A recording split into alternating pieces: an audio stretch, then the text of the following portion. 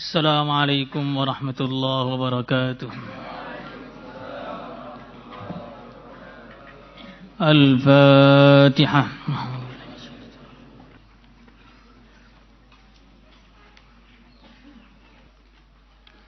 Al-Fatihah.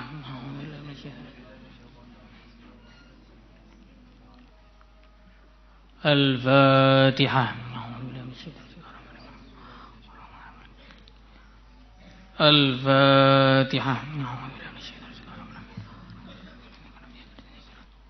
Al-Fatihah. Thawabu man qara'a surata tabarakalladzi biyadihil mulk 1131 halaman 199.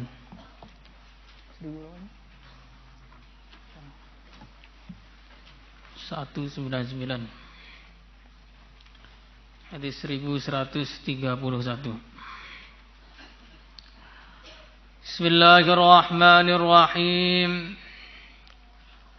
An Nabi Hurairah radhiyallahu ta'ala anhu 'anil Nabi sallallahu alaihi wasallam qala inna suratan, sesungguhnya ada satu surat fil Qur'ani, di dalam Al-Qur'an, tarasuna ayatan, yang ayatnya berjumlah 30. Syafaat, dia akan mensyafaati li rajulin, bagi orang yang membacanya, hatta ghufira lahu, sampai dia diampuni.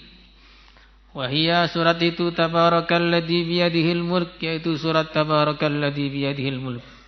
Rawahu Abu Dawud wa Tirmidzi wa hasanah wa An-Nasa'i wa Ibnu Majah wa Ibnu Hibban wal Hakim wa qala sahihul isnad. Di sini dijelaskan oleh baginda Rasulullah sallallahu alaihi wasallam bahwa ada satu surat di Al-Qur'an yang memiliki fadilah khusus, bisa mensyafaati orang yang rajin membacanya. Sampai syafaatnya sampai apa? Sampai orang tadi diampuni oleh Allah. Jika orang itu sudah diampuni oleh Allah, maka tempatnya adalah surganya Allah Subhanahu wa taala. Maka berarti surat ini akan mensyafaati orang itu sampai orang tadi dimasukkan ke dalam surga. Jadi hari kiamat ini hari yang begitu genting, hari yang begitu mengerikan, hari yang begitu berat, hari orang itu tuntut-tuntutan, saling menyalahkan.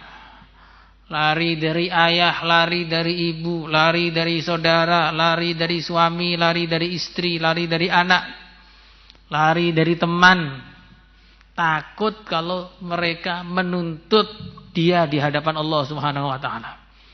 Dan harinya begitu panjang, 50.000 tahun.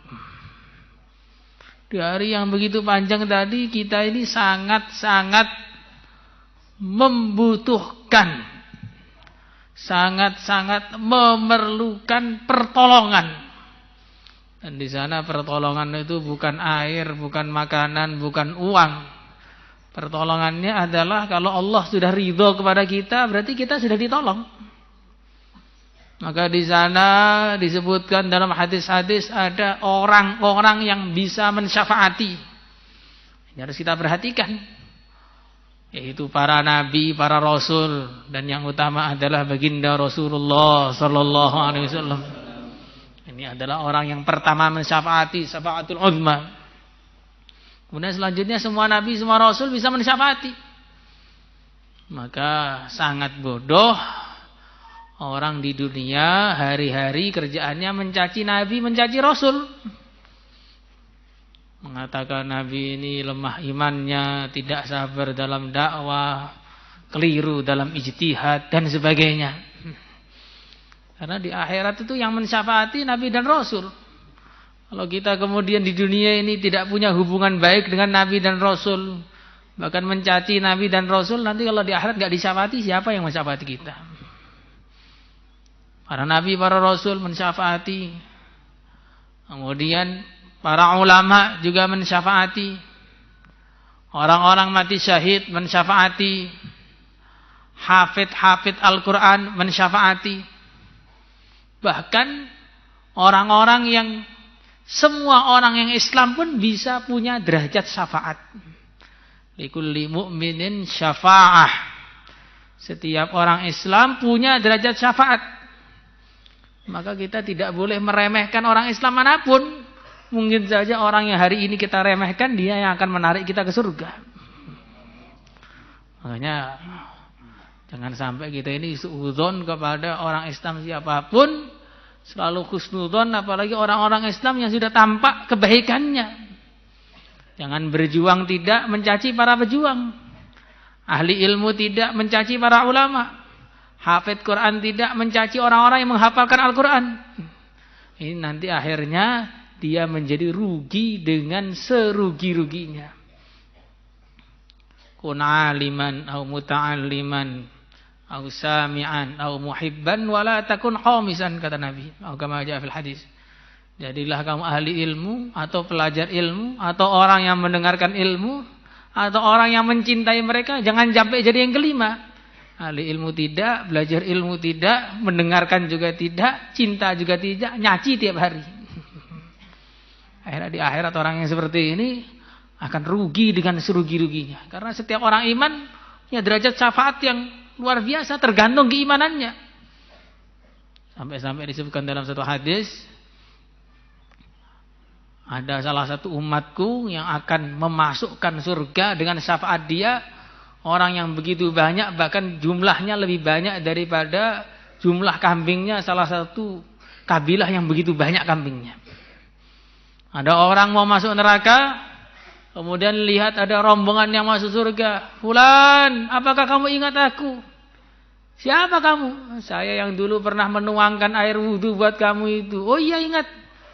Lah mau kemana? Ini saya amalnya kurang, ditarik ke neraka. Gak usah sini, ikut saya.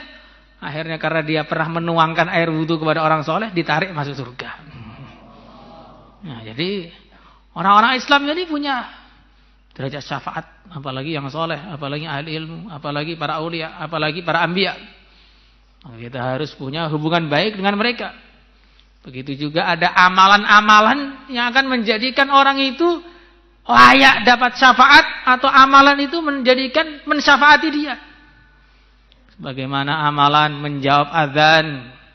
Siapa yang menjawab azan, kemudian setelah azan doa, Allahumma rabba hadhihi ad-da'wati at-tammah was-salatil qa'imah ati sayyidina Muhammadin wasilata wal fadilah wasyarafa wad-darajatal 'aliyata ar-rafi'ah wab'athu maqaman mahmudan allati wa'adtah innaka la tuhliful mi'ad. Kama jaa fil hadits. Ketika mendengar azan, menjawab azan, kemudian doa, maka halat lahu syafaati yaumal qiyamah. Pasti dia akan mendapatkan syafaatku pada hari kiamat. Artinya dia akan mati husnul khotimah. Tapi sekarang kalau kita setelah mendengar adzan, apa yang kita kerjakan? Bahkan kebanyakan kita adzan itu tidak dihiraukan, tidak didengarkan, tidak dijawab. Al-Imam As-Subki mengatakan di antara penyakitnya para santri adalah pelit dalam menjawab adzan. Penyakitnya para santri. Dengar adzan itu tidak ada gairah untuk menjawab. Kalau yang adzan bagus, ya, dijawab. Kalau yang adzan suaranya enggak bagus, ya, enggak dijawab. Itu pun dijawabnya cuma yang bagian depan saja. Allahu Akbar, Allahu Akbar, Allahu Akbar, Allahu Akbar. Setelah itu enggak dijawab lagi. Lah adzan itu apa cuma takbirnya saja? Adzan itu dari awal sampai akhir. Kok dijawab cuma awalnya saja? Ini kan namanya kejahilan yang sempurna. Maka kalau orang ini tidak mau menjawab adzan, nah, tidak menghiraukannya, ini dikhawatirkan berbahaya jadinya. Di antara amalan yang menjadikan orang dapat syafaatnya Nabi, layak mendapatkan syafaat, man zara qabri wajabat lahu syafaati. Siapa yang ziarah ke kuburku, maka wajib baginya syafaatku. Maka kita usahakan betul ziarah kubur Nabi itu, diusahakan, bukan untuk jalan-jalan. Zaman sekarang juga banyak orang tuh pengen umroh tapi jalan-jalan. Kenapa aku umroh, Mbah? Pengen lihat Mekah, pengen lihat tower Zam-Zam, ya, dapatnya cuma lihat-lihat saja, nggak dapat apa-apa. Ya lumayan pengen lihat Mekah daripada lihat Korea, daripada lihat Piala Dunia. Ya. Tetapi itu nilainya rendah jadinya. Ada amalan-amalan yang menjadikan orang dapat syafaat, dan juga ada amalan-amalan yang mensyafaati orang tersebut. Sebagaimana dalam satu hadis, sungguhnya puasa dan bacaan Al-Quran akan mensyafaati orang sampai orang itu berhasil masuk surga. Puasa mensyafaati kita, maka kita perhatikan. Bukan hanya Ramadan saja puasanya. Puasa sunnah, Senin, Kamis diperhatikan. Minimalnya 3 hari tiap bulan diperhatikan. Kemudian juga bacaan Al-Quran secara umum itu akan mendatangkan syafaat, mensyafaati kita. Bacaan Al-Quran secara khusus, di antaranya surat Tabarok ini, juga akan mensyafaati kita secara khusus. Maka kalau orang itu punya amalan khusus ketika di dunia, maka dia juga akan dapat fasilitas khusus ketika di akhirat. Sebagaimana Allah Subhanahu wa taala nampakkan ketika di dunia ini. Karena dunia ini ya pendahuluan akhirat. Ada orang-orang naik pesawat, dia mau korban lebih. Harga tiket yang lain 1 juta, dia beli tiket bisnis 2 juta atau 3 juta. Ada yang lain antri, dia datang belakangan, masuk duluan. Begitu juga di akhirat sana, ketika orang itu punya amalan khusus ketika di dunia, walaupun nanti kelihatan di akhirat itu datangnya belakangan, masuk surganya duluan. Maka kita harus punya amalan khusus. Amalan khusus yang menjadikan kita ini layak untuk mendapatkan ridha Allah. Amalan khusus yang tahu hanya kita dan Allah saja. Yuhfi sana'i'ahu wallahu yudhiruha innal jamila idza ahfaitahu dhahara. Jadi kita menyembunyikan amalan kita, punya hubungan khas dengan Allah yang tidak ada tahu yang lain. Selain kita punya amalan-amalan yang khusus, kita juga punya amalan-amalan yang tidak ada yang tahu amalan itu selain kita dan Allah saja. Wiritan yang tidak ada yang tahu kecuali kita dan Allah saja. Sedekah yang tidak ada yang tahu kecuali kita dan Allah saja. Salat yang tidak ada yang tahu kecuali kita dan Allah saja. Insyaallah semua niat. Tapi jangan salat fardu yang tidak ada yang tahu kecuali Allah saja.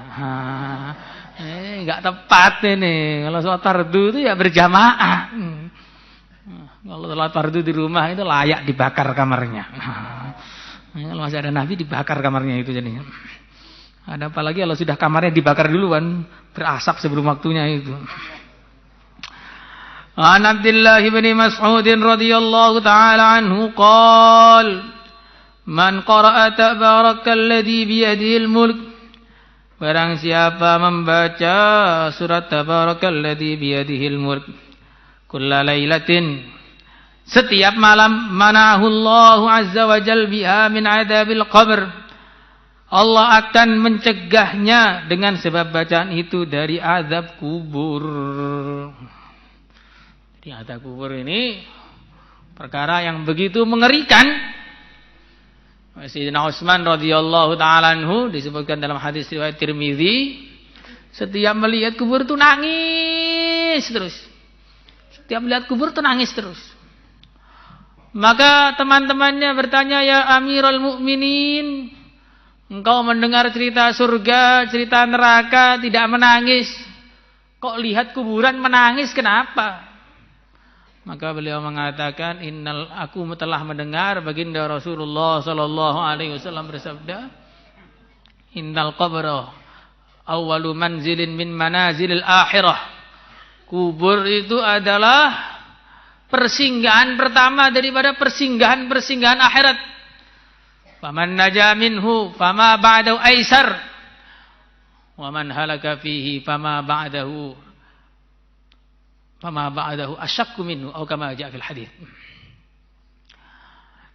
Kubur ini adalah persinggahan dari persinggahan akhirat yang pertama. Sebelum mahsyar, sebelum mizan, sebelum sirat, sebelum hisab, sebelum telaga. Kubur adalah persinggahan pertama. Siapa yang di kuburnya selamat, maka yang di setelah kubur itu lebih enak lagi. Siapa yang setelah dikuburnya tidak enak, tidak selamat, dipukuli oleh malaikat, maka nanti setelah kubur lebih tidak selamat lagi. Maka ada orang-orang yang tidak percaya, mengatakan mana adab kubur. Sudah saya pasang CCTV di kuburan nggak ada apa-apa. Ada orang yang ngomong begitu.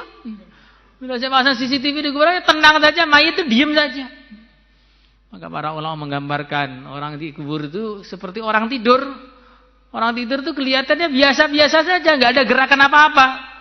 Tapi yang sedang tidur itu rasanya beda-beda. Ada yang mimpi berjumpa bidadari sehingga senyum-senyum sendiri. Ada yang mimpi ketemu setan, ternyata dirinya sendiri. Jadi orang yang tidur kelihatannya diam saja. Tidak ada yang mukuli, tidak ada yang marahi, tidak ada yang membentak. Tapi ada yang bangun-bangun langsung terengah-engah. Begitu juga ada orang yang tidur kelihatannya juga nggak ada ngasih makan, nggak ada ngasih minum. Tapi bangun tidur bisa tersenyum-senyum. Begitu pula di kubur. Kubur itu walaupun kelihatannya diam semua itu lain-lain. Ada yang sedang merasakan kenikmatan yang begitu luar biasa. Ada juga na'udzubillah merasakan siksa yang begitu luar biasa. Maka suatu ketika ada penggali kubur. Dia sedang menggali kubur tiba-tiba pingsan. Ketika pingsan dia mimpi melihat malaikat. Siapkan kubur yang pertama, luasnya 1 kilo kali 1 kilo. Kubur yang kedua luasnya 100 meter kali 100 meter. Ini gampangannya hitungan. Kemudian kubur yang ketiga luasnya 1 kali 2 senti saja. Yaitu seperti jarak antara jari telunjuk dengan jari tengah saja. Maka begitu dia bangun, ada orang datang kepada dia, coba tolong galikan 3 kuburan. Digali 3 kuburan. Ternyata kuburan yang pertama datang seorang yang soleh, dimasukkan dalam kubur itu. Yang ikut sedikit. Kuburan yang kedua yang 100 meter, ada orang yang solehnya di bawahnya. Dan yang terakhir ada seorang kaya raya yang sangat terkenal, dimasukkan di dalam kubur yang terakhir yang besarnya cuma 1 kali 2 cm saja ketika nanti ditutup. Jadi kuburan itu walaupun kelihatannya di luar 1 kali 2 meter sama saja, itu di dalam beda-beda. Ada yang begitu sempit, ada yang begitu luas sejauh mata memandang. Nah, sekarang pertanyaannya, kubur kita itu nanti seberapa? Nah, kubur kita itu nanti seberapa? Maka kubur itu kata baginda Rasulullah sallallahu alaihi wasallam, "Ma ra'aitu mangdaran illa wal qabru afdha min." Aku tidak melihat pemandangan apapun kecuali kubur itu lebih mengerikan daripada itu. Mengerikannya bukan karena seperti orang zaman sekarang ahli batil menyusupkan ada kuntilanak, genderuwo, jalangkung, kuntil bapak, kuntil ibu. Bukan. Tapi mengerikannya karena banyak orang-orang yang merana ketika di sana. Maka adanya film-film yang seperti itu biar menjadikan kita itu nggak pernah ziarah kubur, sehingga akhirnya takut lihat kuburan, akhirnya nggak ingat kuburan, nggak pernah persiapan mati, ketika mati tidak bawa apa-apa. Makanya baginda Rasulullah sallallahu alaihi wasallam beliau mengajari kepada zuru al-kubur, fa innaha tadhkiratun lil maut. Ziarahlah ke kubur. Karena ziarah kubur itu akan mengingatkan kita kepada kematian. Maka nggak usah takut lihat kuburan, karena sebentar lagi kita akan di situ. Takutlah kalau kita ke kuburan tanpa membawa amal apa-apa ketika ke situ. Makanya di sini baginda Rasulullah sallallahu alaihi wasallam mengajarkan kepada kita melalui Sayyidina Abdullah bin Mas'ud membaca satu amalan yang ketika dia baca, kita baca setiap malam, Allah akan menjaga kita dari azab kubur. Maka kita niat amal semuanya insyaallah. 30 ayat itu pendek saja. Walaupun pendek, kalau tidak ditolong oleh Allah ya nggak bisa baca.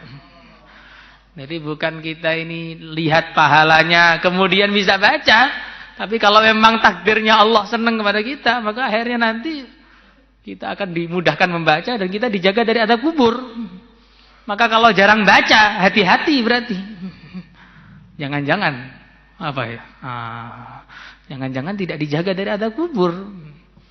Makanya kalau orang itu iman kepada takdir, dia tahu semua yang ngatur oleh adalah Allah, maka dia akan berhati-hati terus. Begitu dia berhenti amal, takut. Loh, kok saya dihentikan oleh Allah amal, kenapa ini? Nah, maka karena Allah sudah tidak cinta kepada saya sehingga saya dihentikan dari amalan. Kok dihentikan dari pesantren, kenapa ini saya? Baru 2 bulan sudah pengen pulang. Baru 8 tahun sudah pengen pulang. Nggak mau tahasus. Nah, itu berarti sudah dibuang juga kalau nggak tahasus itu. Makanya kita niat amalkan mulai malam ini insyaallah. Amalkan terus sampai mati sehingga nanti akhirnya akan terjaga seperti hadis di bawahnya.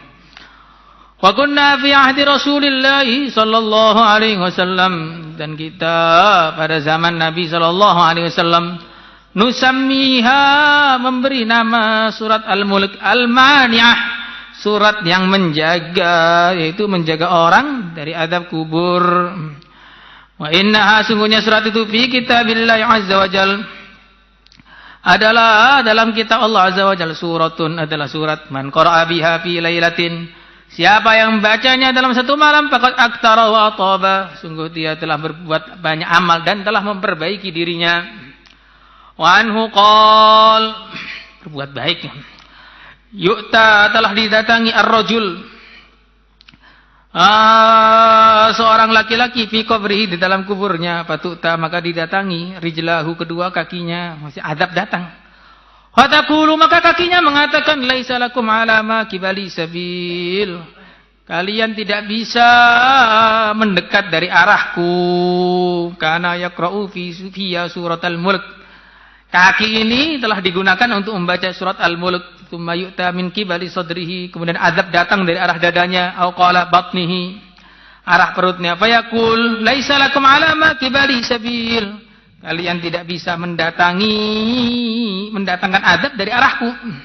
Kana yaqra'u fiya surat Al-Mulk, dia membaca surat Al-Mulk dalam diriku ini. Tsumma yu'ta min qibali rasihi, azab datang dari arah kepalanya. Fayaqul laisa lakum ala ma qibali sabil, kamu tidak bisa mendatangkan adab dari arahku, karena yaqra'u fiya suratul mulk, karena kepala ini digunakan untuk baca suratul mulk. Fahiyya, maka surat al-mulk itu al-mani'atu, adalah yang menjaga, tamna'u, yang menjaga adzabal qabri, dari siksa kubur.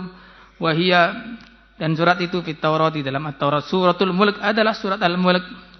Man qara'aha, barang siapa membacanya fi lailatin, dalam satu malam, faqad aktsara wa ataba, sehingga telah memperbanyak banyak amal, wa ataban, dan telah berbuat baik. Rawahul Hakim wa qala sahihul isnad. Jadi kalau kita baca Al-Qur'an, azab tidak bisa datang. Dalam ayat lain, azab mau datang ke arah kaki, maka kaki mengatakan, kamu enggak bisa mendekat. Kaki ini sudah sering digunakan untuk berjalan ke masjid. Datang dari arah tangan, tangan mengatakan jangan mendekat. Tangan ini sudah sering digunakan untuk sedekah. Datang dari arah perut, maka perut mengatakan jangan mendekat. Perut ini sudah sering digunakan untuk puasa. Datang dari arah mulut, mulut mengatakan jangan mendekat. Mulut ini sudah sering digunakan untuk membaca Al-Quran.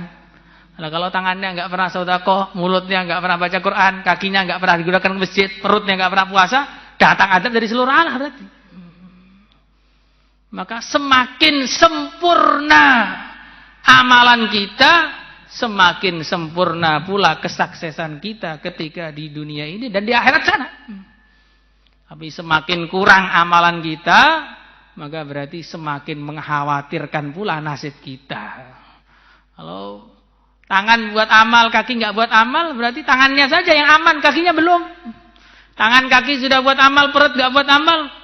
Tangan kaki amal, aman, perutnya belum. Nanti kalau perutnya sudah, mulutnya belum, maka mulutnya belum aman. Makanya kalau kita semuanya, mulai ujung rambut sampai ujung kaki, kita gunakan untuk amal semua. Telinga kita, mata kita, perut kita, mulut kita, tangan kita, kaki kita, hati kita, kita gunakan untuk taat semua, maka akhirnya azab akan terjauhkan dari semua anggota tubuh kita itu. Insyaallah semuanya. Allahumma shalli ala sayyidina Muhammad wa ala ali sayyidina Muhammad. Alhamdulillah rabbil alamin. Allahumma anfa'na ma 'allamtana wa 'allimna ma yanfa'una wa zidna 'ilma. Alhamdulillah ala kulli hal wa na'udzu billahi min hali ahli an-nar. Allahumma la taj'alna wa la ma'ana wa la fina wa la minna syaqiyan wa la mahruma. Wa bil musii'ina minna lil muhsinin. Sallallahu alaihi wasallam baraka ala sayyidina Maulana Muhammad. Alhamdulillahirabbil alamin.